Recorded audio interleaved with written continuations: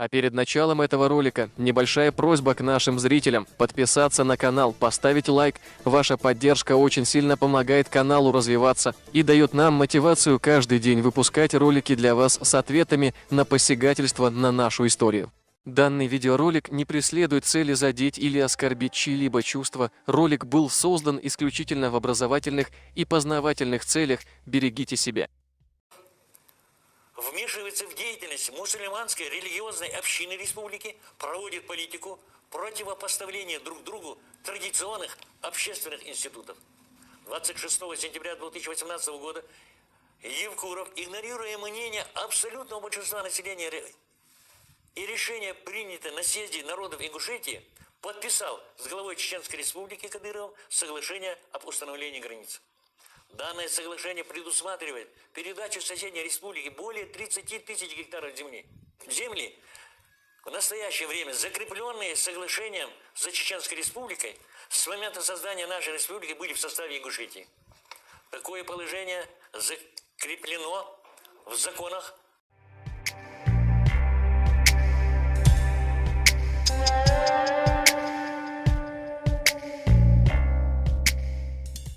Фальсификаторы из Совета Тейпов Ингушетии оправдывают украденные чеченские земли, называя их своими.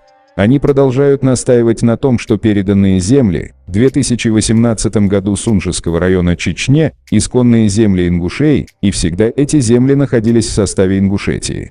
Ну что же, в предыдущем ролике мы говорили, что ингушские активисты и всякие горе-историки не хотят встретиться с чеченской стороной и перед камерой доказать свою правоту.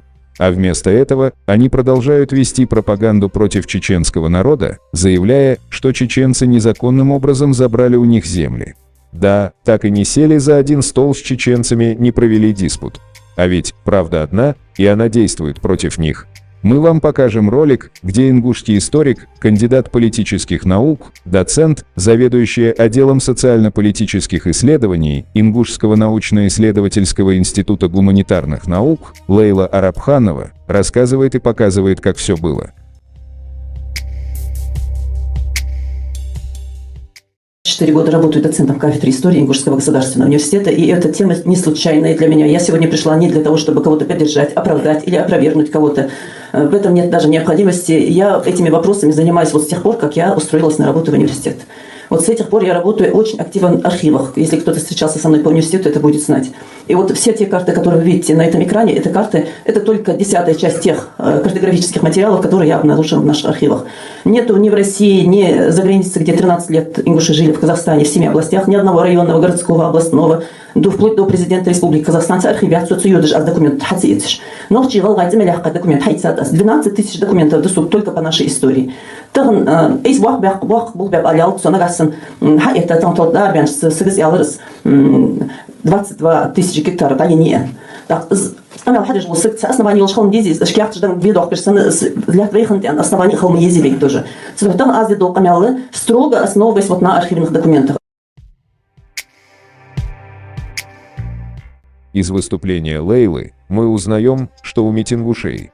Митингушами мы называем только тех ингушей, которые кричат, что чеченцы забрали у них земли.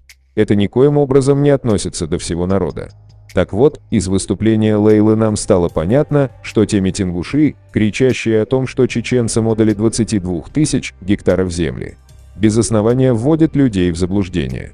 Если мы утверждаем, что чеченцам отдали 22 тысяч гектаров ингушской земли, то мы должны показать всем нашу правоту архивными документами, а история говорит, что эти земли не ингушские, заявила Лейла Арабханова.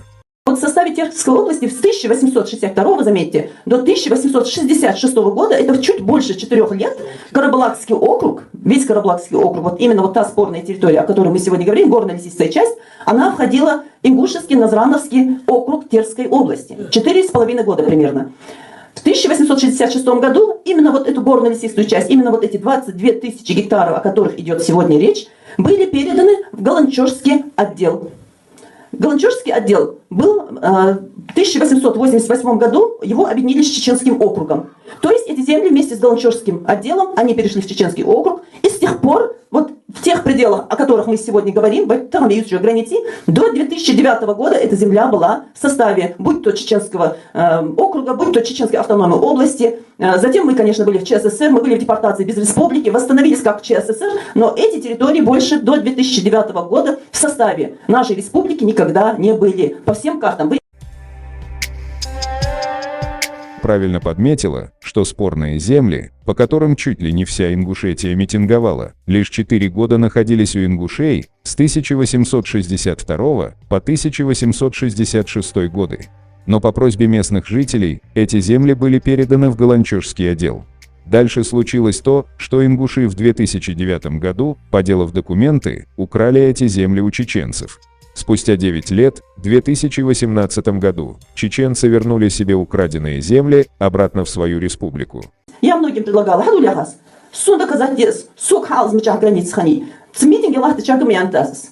Шатя тотхани сот ауш дахти арсук.